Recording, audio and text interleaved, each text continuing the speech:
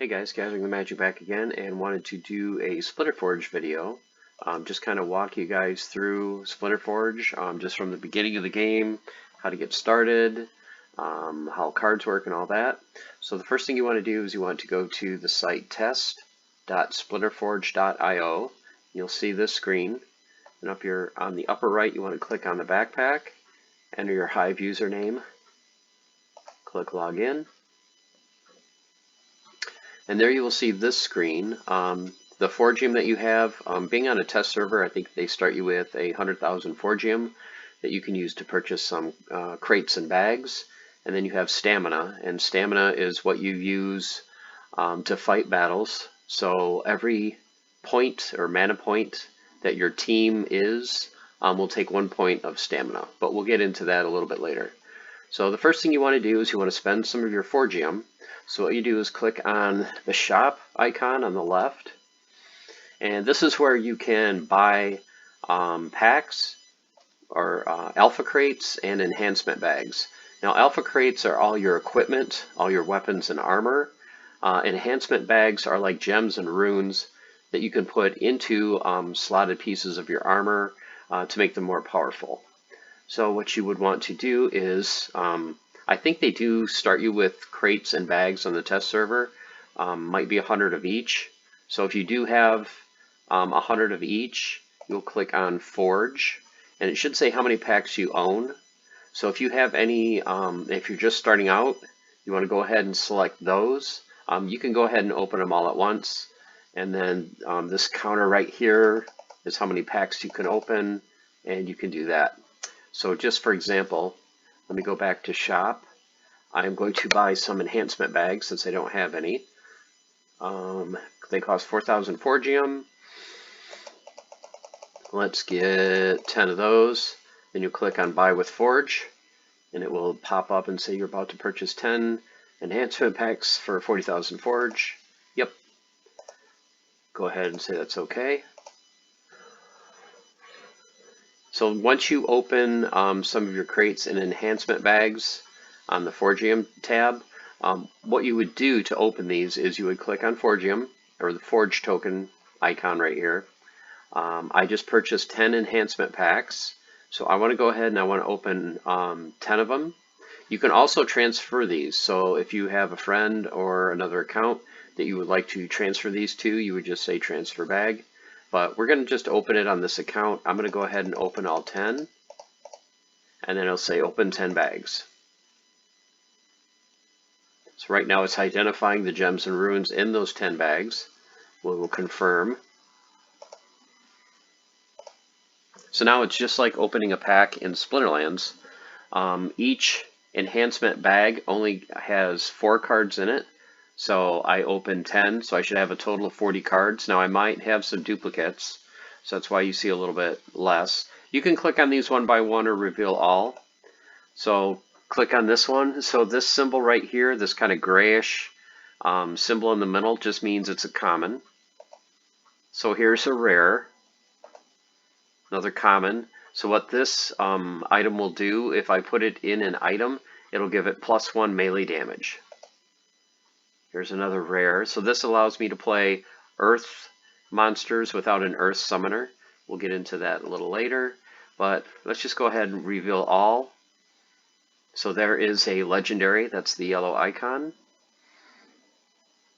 And there's another legendary. Can play 5 fire monsters without a fire summoner.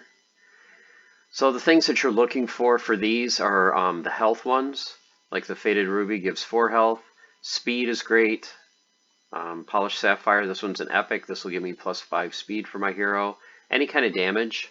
As you can see, the common ones don't give you a lot of damage, so this one is only 1 ranged. But here is a rare Obsidian, and that gives me 3 melee damage, as opposed to the common one that only gives me 1. Okay, so now you've opened some of your items. You've opened some packs. Let's go to View Cards. And what this will show you is this will show you all the items that you own. It'll show you the rarity. And if you notice, some of them are gold bordered and some of them are just gray bordered. The gold border cards, which are kind of like gold foil cards in Splinterlands, these are only available through combining. So let's go through that right now.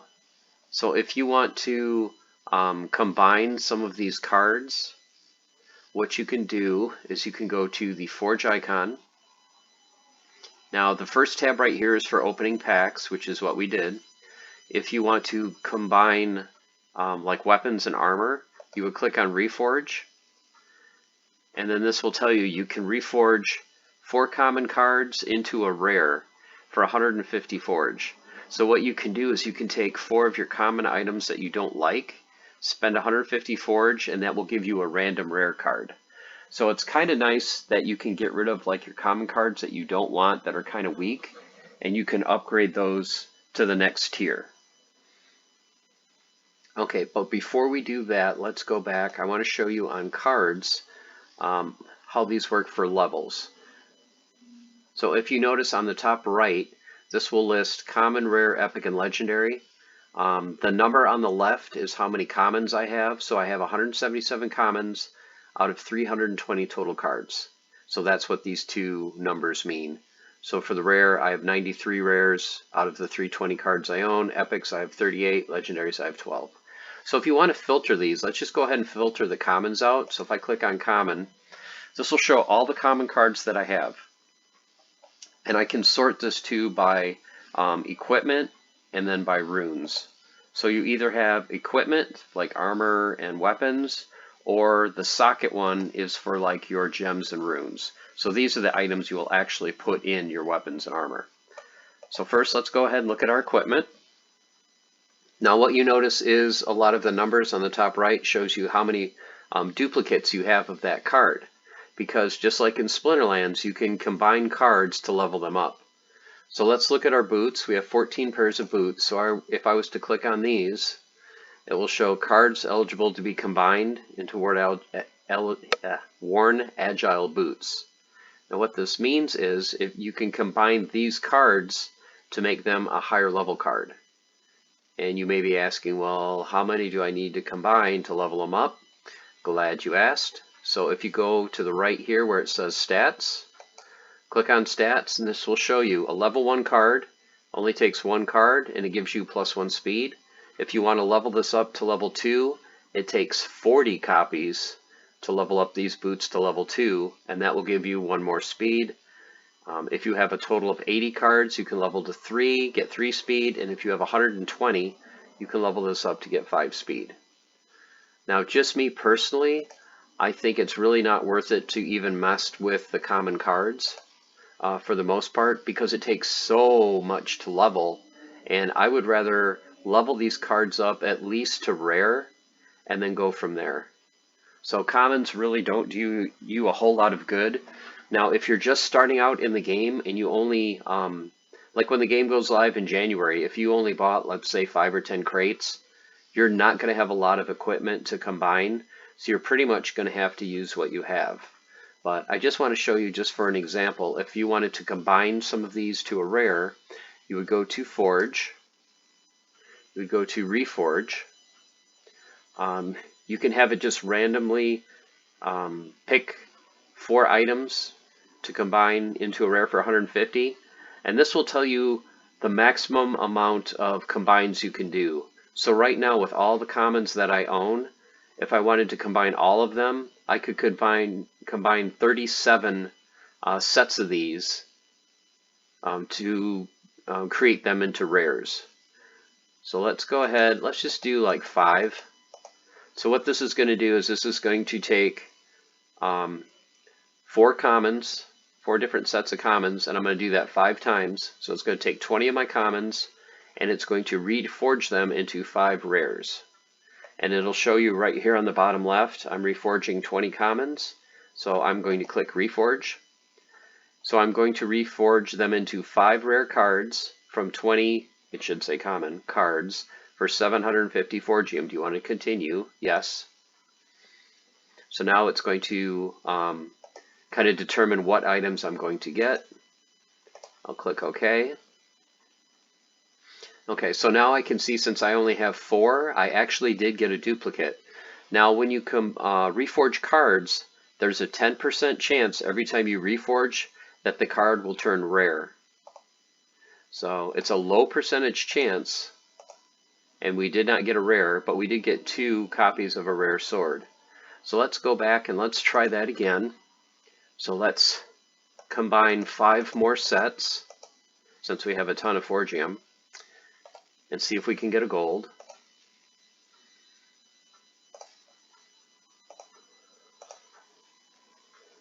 And we got another duplicate. So we've got, oh, they added a new item. Just so you know, when I was playing this before, there were no rings in the game.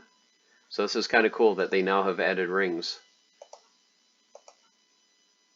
Okay, cool, because before that was one of the equipment slots that you could not get. Well, since I know that now, let's go ahead and do 5 more. Yeah, the items that they didn't have earlier for the test server, they did not have any rings, any helms, any cloaks, or any jewelry that you could equip on your character. So there's a quiver, there's a chest piece, there's some boots, and there's a ring, rare ring. I actually got 2 of them, so that's nice.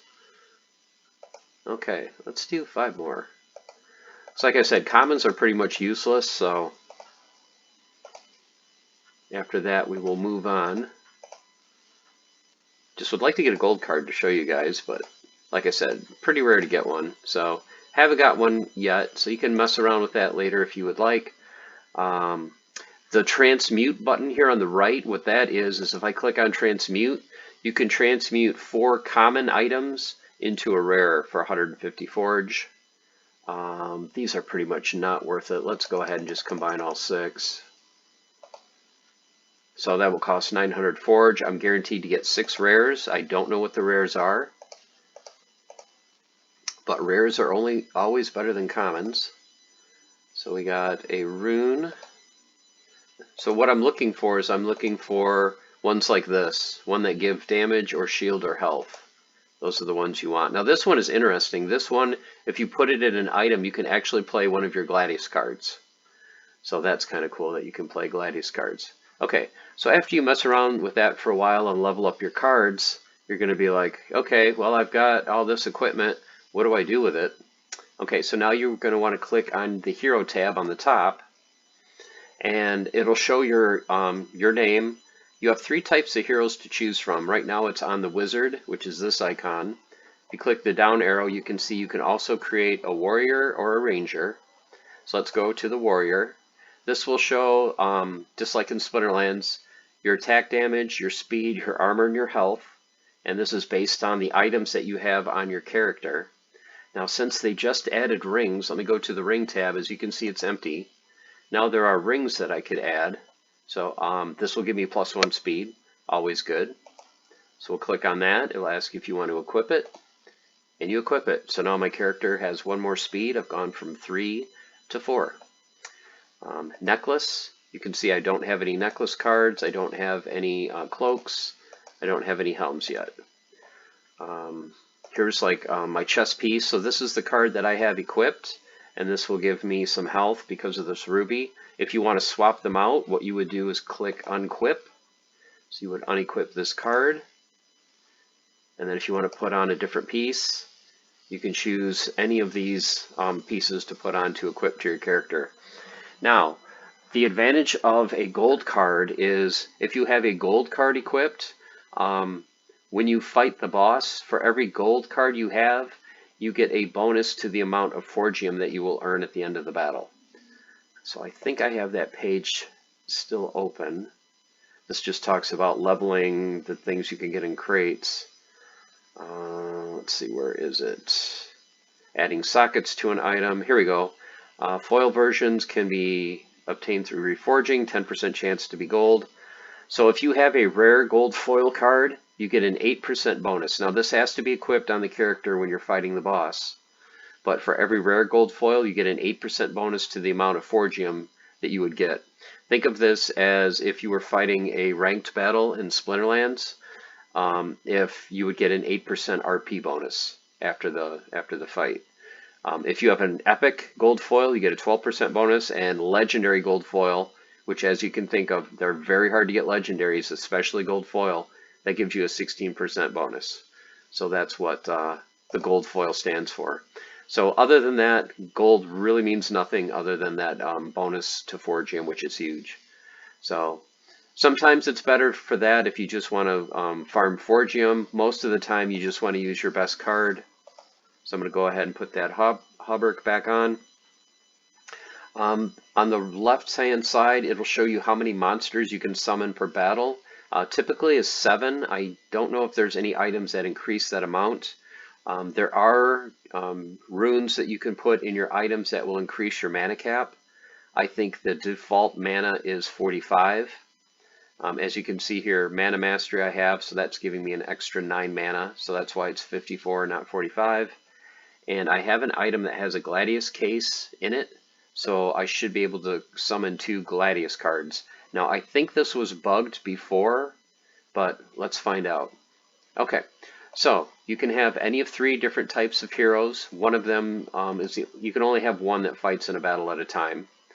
So when you want to fight your battle, you would go click on the battle button right here, and this will bring you to a screen with 4 different bosses. Now the bosses just think are in different leagues. So you've got the bronze boss, the silver boss, the gold boss, and then the diamond/champion boss. On top of it, it will tell you the maximum level your monster will default to fighting this boss. So say for bronze, let's say I had a level 10 common card and I wanted to fight him, it would get knocked down to level 3 because I'm fighting him in bronze. This they just added recently, your max hero stats. So if you have a hero that's, let's say, has 18 melee damage and you're fighting the bronze boss, it'll get knocked down to 10. So these are basically your caps for each tier. And as you can see, if you can get up to legendary, this is pretty impressive. You could actually have up to 50 attack, 50 speed, 50 shield, and 50 health. So that's what this stands for above the monsters. Now each monster is different. Each monster has different abilities, just like Splinterlands. So we are going to end up fighting the Mighty Chicken. He has already been wounded. He's down to 69% health. His ability is Scattershot. So if you attack with a taunt monster, he may attack that taunt monster, or he may attack any of the other members of your team. And then he has excuse me, a random ability Phase. This changes battle to battle. So for this next battle, let's go ahead and click on him. His ability is going to be Phase. So if I try to attack him with magic, there's a chance that I could miss.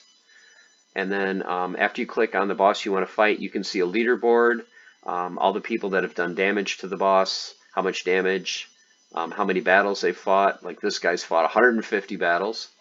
And the reward you'll get once the boss dies. So once this boss is killed, this person that's in first will get 30,000 Forge. Now just to put that in perspective, 3,000 Forge will get you a crate, which is basically like a booster pack in Splinterlands. So this guy's going to get basically 10 booster packs of Forgium for being in first place and doing the most damage to the boss. Another cool thing you can do too is you can click on recent battles, and you can either watch the battle or you can see the person's team. So let's say, for example, this guy right here, No One Special Z, he did 299 damage to the boss. I can look at his team. So now I can see specifically what he did and what his strategy was to fight the boss. And the nice thing too is this will show the abilities that the boss had on him at the time. So the boss had Inspire and the boss had Protect. So he used Mylor, he used Kelia, he used an Archer. So you can see he had 10 attack, 10 speed, 7 shield, 10 health. And these are the creatures that he used to fight the boss. So nothing special. I mean, these are pretty standard cards. And he ended up doing 299 damage. So it's kind of nice to be able to see this to kind of get ideas of what teams work well against the boss. So, but enough talk, let's get started. So let's start a battle. So we are going to click on battle. We're going to fight the Mighty Chicken. You pick 2 summoners. And it does not matter what level your summoner is. Your summoner can be level 1 or it can be level 8, whatever the max is. The only thing this will do is apply the abilities that your summoner has to your team. So generally what I found is Kelia is good because you want the plus speed buff. The more higher speed you have, the more attacks you get in. And of course armor is always nice, so I usually pick Kelia. Another one I usually pick is Ilthane for the extra speed and return fire. Conqueror Yasik is good for the speed. The shield really doesn't matter because of the piercing, because the chicken does not have any armor, so you don't have to worry about that. So pretty much the two strategies are either go for the most speed you can and slow down the boss as much as you can as one strategy. The other strategy is try to give all your characters armor and do a lot of armor repair and a lot of healing. So those seem to work usually pretty well. Just for this, since we already have a boss with armor and with speed, actually I'm going to take Kelia off for this one. I'm going to go Grandmaster Wraith to get the armor, and this way I know I'm going to use the Life Splinter and be able to get some healing. And just for fun, let's do Thaddeus Brood. So let's do black and white. Now, the cool thing is, this will tell you right now, I've picked these two summoners. I've used 10 out of my 54 mana, and I have 7 monsters that I can add to my team. So what you can do is, and it breaks them down by mana. So it's like, okay, I've got a total of 44 mana. Let's click on 10. Let's see all the monsters that I have that cost 10 or more. And do I want to use any of these? Now, one thing you may notice is, what's this purple icon on the bottom? A lot of the skills in the game don't work as normal in Splinterlands. In fact, it says the abilities here on the side. So it'll say some abilities don't work as normal. Hover over this line to see a list of abilities that do 1.5 times damage instead of their regular function. So if you hover over this, it'll pop up any of these abilities. I don't know if you guys can see it on the screen or not.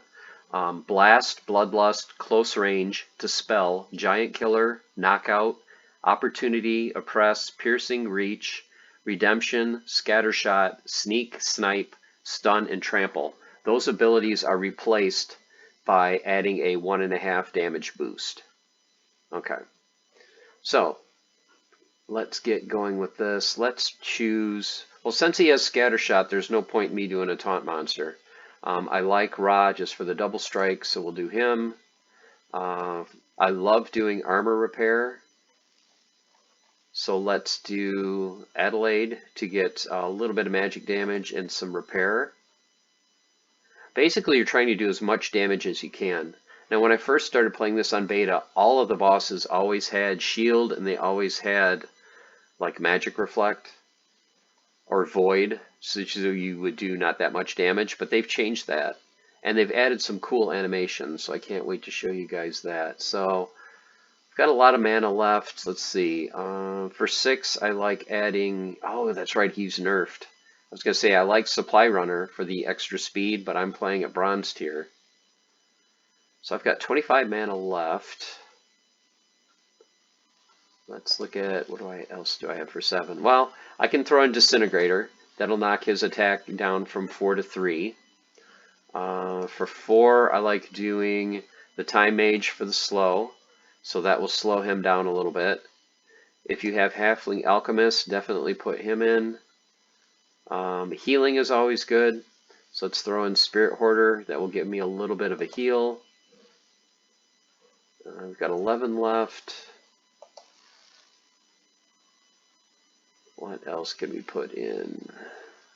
Well, let's do Curse Wendigo. He'll take a little damage when he hits. I have 5 mana left. Stun is basically replaced with 1.5 damage. So what does the most damage and has good health? Let's go with Silent Shavi. Okay, so once you have all 7 of your monsters, or however monsters you want to fight with, you've got your summoners ready, you've got all your mana used, let's go battle. So you'll click battle. Now what this will do is, I'm using 54 mana, so that means my stamina is going to go down by 54. So this kind of limits how often you can play.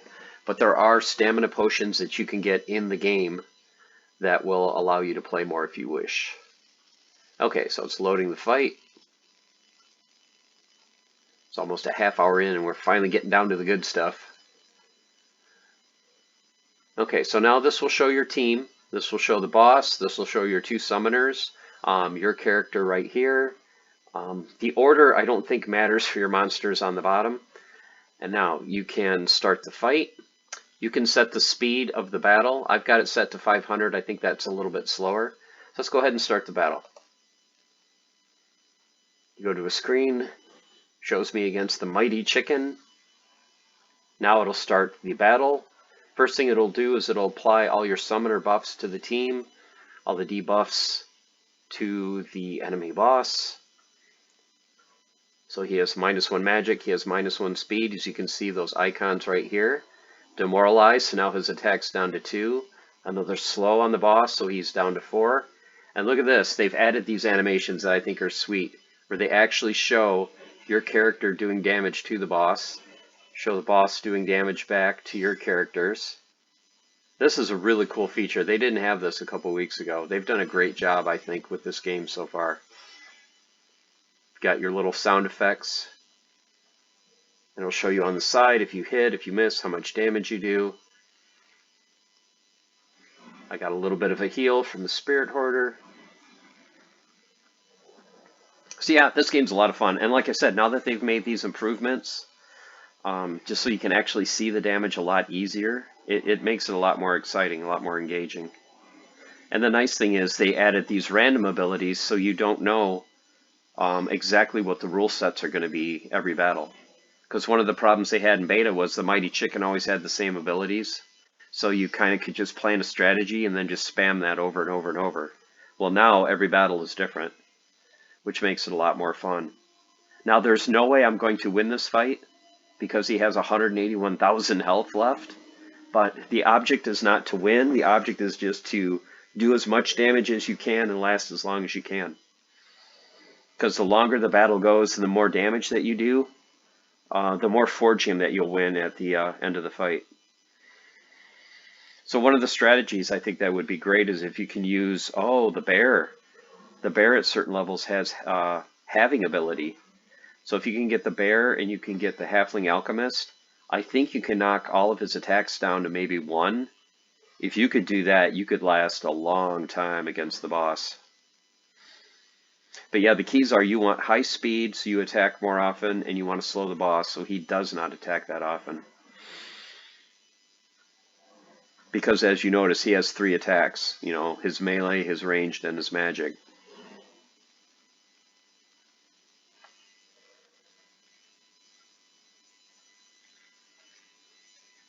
So we're doing pretty good. Let's speed up the battle a little bit. Get it to go a little bit faster. If you don't want to sit here and watch the entire battle, one thing that you can do is you can click on Skip to Rewards. This will pop up the fight result. So I did pretty good. 266 points of damage to the mighty chicken. I earned 26 Electrum. Now what Electrum is that is a currency that you use in the game if you want to add sockets to an item. So for fighting this boss, I received 2.66 of the Forgium token and 26 Electrum. So I could click Battle again. And I think this will take us back to the main boss screen. Yep, it'll take you back to the big boss screen. And now you can see if I was to fight the chicken again, he still has that Scattershot ability, but now the next time I fight him, he's going to have Blast, which is going to be nasty. That means he's going to hit and just spread his damage everywhere. So what I might do is, I might wait for I'm trying to think if the next person fights him, if this will go away, or if it's going to stay Blast until I fight him again.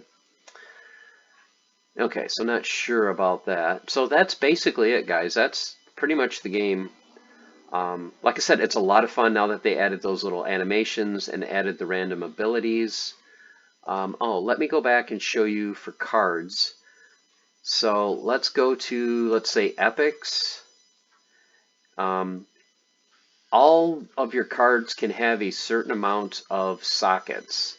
And a good place to go is, I'm going to link this in the description, the Peak D article, so you guys can go to this and read all the stats. It talks about your chances of getting, commons through legendaries and packs, how many cards it takes to level, what your bonuses are per level, that type of thing. Sockets. So common items don't start with a socket and they can have one. Rares won't start with any sockets. You can add up to 2. Epics start with a socket. You can add 2 more for a total of 3. And then legendaries will always have 1 socket and you can add 3 more. And adding sockets costs Electrum. So let's go back and do that real quick, or at least try to. As you can see, these are all epic items and you notice everyone has like a socket. So what I could do is, let's say for example this shield. So this shield gives me 2 armor and it has 1 socket. Now if you want to add something to it, what you would do is you would say imbue. And then this will tell you all of the different items that could go in this shield. And they kind of explain it right here. So your damage gems can only go into their matching weapon. So if I have like a gem that says +2 archery damage, that can only go in a bow. If I have magic damage for a gem, that can only go in a wand, and so on. Each weapon can only have 1 damage gem at a time. If you select a higher level damage gem, it will replace the lower level one. Because one of the things people were saying is, well, let's say I have a bow with 4 sockets. Can I put four damage runes in them? And it's like, no, you can't. You can only have 1.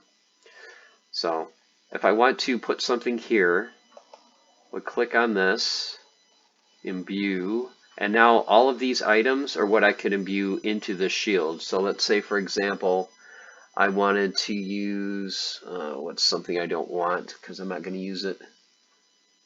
Oh, here's one. May play 1 extra monster for battle. So that's actually a cool one, and that one's a common. This one may play 2 water monsters without a water summoner. So if you wanted to do that, I would click on this gem, and then it would just say, I'm going to put this gem in this item, superior iron round shield, imbue with a faded water force rune. And I would say imbue, and then it would say imbue it, but I'm going to cancel that because I don't want to do that. But that's basically how you would do it. Now let's say you have, let's go to a legendary. So all of these are my legendary items. I've got 2 pairs of legendary boots. Let's say I want to add a socket to one of those.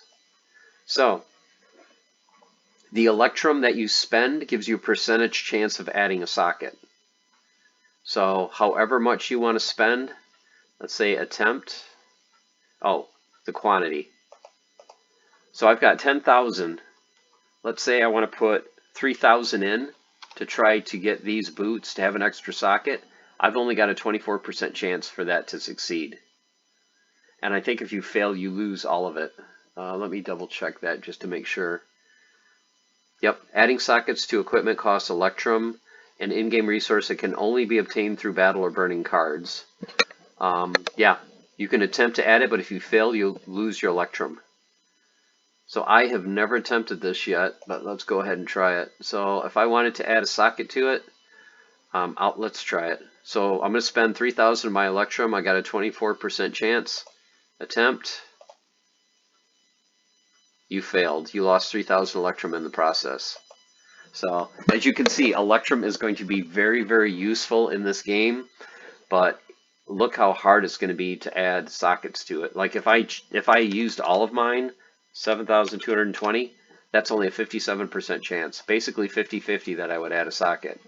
So adding a socket is risky. I would not advise adding sockets to like rare items. You probably want to save them for epics and legendaries, but that's how that works.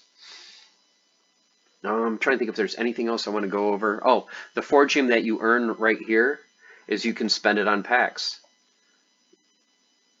And I think if I click on Forgium, it'll probably take me to a screen where you can purchase Forgium or transfer it. Don't know if my game is just lagging or it's not going to do anything. But basically, yeah, Forgium is used to buy crates and combine cards and imbue and all that. Your stamina, if you click on stamina, sometimes they will give you stamina potions. Every once in a while, you earn a stamina potion for fighting. Like right now I have 49 stamina potions that will restore 50 of my stamina. I can use them because I have 49, that'll add 50 to my stamina. Or if I want to buy one, it'll cost 500 Forgium. So that's how stamina works in the game. Stamina will regenerate at 1 point per minute. So if you wait 50 minutes, you will get 50 stamina. Okay, guys, I think that's about it. So those are pretty much the basics of how to get started and how to play Splinterlands. Right now, the pre-sale is going on. They are doing an airdrop from now until the end of the year, so another couple, 3 days. They are dropping Forgium to you based on how many crates that you have in your wallet. Right now I have 20 crates. I plan on getting some more before the end of the year. To buy crates, you can spend either 3,000 Forgium, 3,000 DEC, or you can spend Hive token, SPS or vouchers, $3 per crate in those currencies. So right now, 127 SPS will get you a crate, 37.6 vouchers will get you a crate. And then just like Splinterlands, if you buy 50, you get a 10% bonus. 250, you get 15%. And if you buy 1,000 or more, you get a 20% bonus. So I'm looking forward to it. It's going to be a lot of fun. I'm going to try to get up to 50 crates so I can get this legendary ring that has 2 sockets in it. That is sweet. So it comes with 2. I could add maybe 2 more. So that's going to be an awesome item. They are going to do an airdrop after every 200,000 crates are sold. So they only have a total of 1 million crates available. So think of that in Splinterlands as a expansion that comes out with only 1 million packs available, and then that's it. So not a lot of people playing. I think I saw in the Discord when I went to SplinterForge, there's only 246 accounts. So there are not many people playing this at all. And like I said, with this few people playing, that means those Forgium tokens are not going to go to very many people, and Forgium is basically a currency like DEC. So play this game, have some fun, grab some Forgium, and if you want to, you can swap it for DEC on Hive. So thanks guys for watching this video. I know it was kind of long, but videos like this tend to be long just to kind of explain all the details. Excited for the game. If you have any questions, please let me know. I'll probably do another couple videos in the future just showing gameplay now that I've explained the basics, and just show you some boss fights. So stay tuned for that. Until then, take care. Thanks for watching this video, and we'll see you again soon with more content. Happy grinding. See you soon.